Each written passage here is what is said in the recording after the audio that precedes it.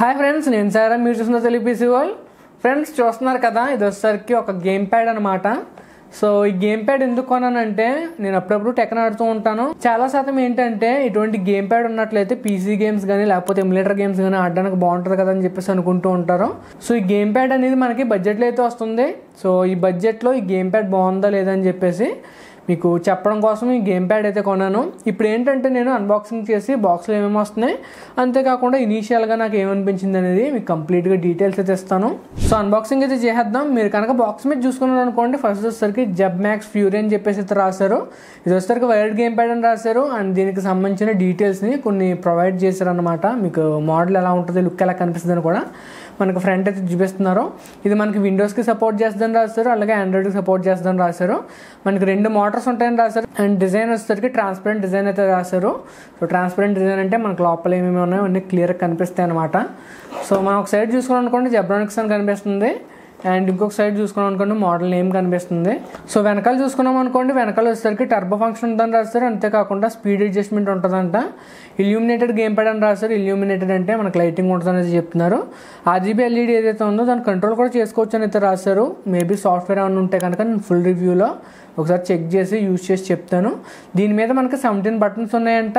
Hold చేయడానికి ఈజీగా ఉంటుందని అయితే చెప్తున్నారు. అంతేకాకుండా డ్యూయల్ అనలాగ్ స్టిక్స్ ఉన్నాయని అయితే రాశారు.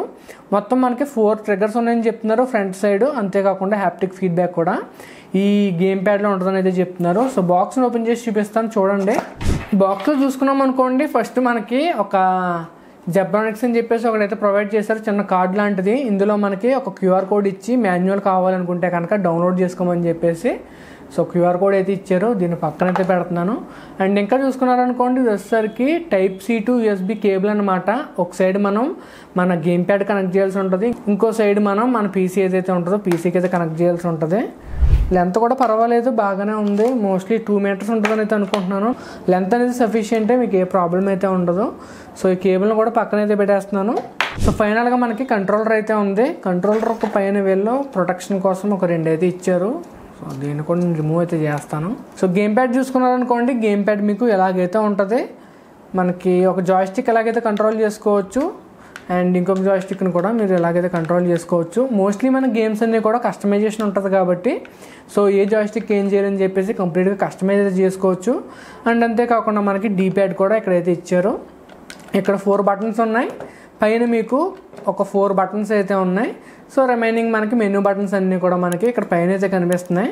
సో మనం ట్రాన్స్పరెంట్ డిజైన్ వల్ల ఏంటంటే లోపల మనకి ఎలా ఉందనేది కూడా మీకు క్లియర్గా అయితే కనిపిస్తుంది. సో మీకు తెలుస్తుందో లేదో నాకైతే తెలియదు, కానీ మీకు ట్రాన్స్పరెంట్ డిజైన్ వల్ల లోపల మనకి ఏం కాంపోనెంట్స్ ఉన్నాయో మీకు తెలుస్తుంది. ఒకసారి నేను ఒక PC కనెక్ట్ చేసి చూపిస్తాను. ఇనీషియల్గా నేను కాసేపు యూజ్ చేసి నాకు ఏమనిపించింది అనేది కూడా చెప్తాను. సో నేను PCకి అయితే కనెక్ట్ చేశాను. PC కనెక్ట్ చేసి ఒక ½ అన్ అవర్ పాటు గేమ్ అయితే ఆడాను. మనం కంప్లీట్గా బటన్స్ అన్నీ కూడా కస్టమైజ్ చేసుకోవచ్చు. మీరు ఆడే గేమ్ని బట్టి కస్టమైజేషన్ ఉంటుంది కాబట్టి మనకు నచ్చినట్టుగా ఈ బటన్స్ అన్ని LB, RB ఇవన్నీ కూడా మనం కంప్లీట్గా కస్టమైజేషన్ అయితే చేసుకోవచ్చు. నేను టెక్న 7 కోసం అయితే యూజ్ చేశాను. ఇనీషియల్ ఇంప్రెషన్స్ గురించి మాట్లాడారనుకోండి, ఇనీషియల్ ఇంప్రెషన్స్ అయితే మాత్రం నాకు ఈ గేమ్ ప్యాడ్ అనేది ఫస్ట్ RGB విషయంలో అయితే బాగా నచ్చింది. ఒకవేళ మీరు RGB లుక్స్ ఇష్టపడే వాళ్ళు అయితే మాత్రం ఖచ్చితంగా ఈ గేమ్ ప్యాడ్ అయితే మీకు నచ్చుతుంది. అంతేకాకుండా ఈ కంట్రోల్స్ ఏమైతే ఉన్నాయో మనకి ఈ కంట్రోల్స్ అన్నీ కూడా మనకు నచ్చినట్టుగా కస్టమైజ్ చేసుకుని కొంచెం ఆడుకోవచ్చు. బట్ ఏదైనా కూడా ప్రాక్టీస్ అయితే కావాలి. అంతకు ముందు వరకు కూడా నేను కీబోర్డ్లో ప్రాక్టీస్ చేయడం వల్ల నాకు ఇది చాలా కొత్తగా అయితే అనిపించింది. డెఫినెట్గా నేను ఫుల్ రివ్యూ అయితే పోస్ట్ చేస్తాను కొన్ని రోజులు ఆడి. నాకు ఏమనిపించింది ఇదైతే చెప్తాను. ఇనీషియల్గా నాకు ఏమనిపించింది అంటే బటన్స్ అనేవి కొంతవరకు హార్డ్ సైడ్ ఉన్నట్లయితే అనిపించింది. హార్డ్ సైడ్ అంటే కొద్దిగా గట్టిగా ఉన్నట్లయితే అనిపిస్తుంది.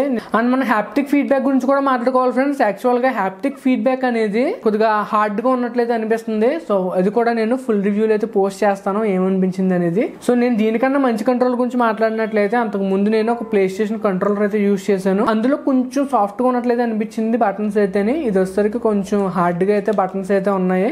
సో నేను ఫుల్ రివ్యూ పోస్ట్ చేస్తాను. ఫుల్ రివ్యూలో మీకు కంప్లీట్గా మనకి ఎలా సెటప్ చేసుకోవాలి, దీనికి సంబంధించిన సాఫ్ట్వేర్ ఏమైనా ఉంటుందా, లేకపోతే RGBకి సంబంధించిన కంట్రోల్ ఏమైనా ఉంటుంది, ఇవన్నీ కూడా నేను ఫుల్ రివ్యూలో అయితే పోస్ట్ చేస్తాను.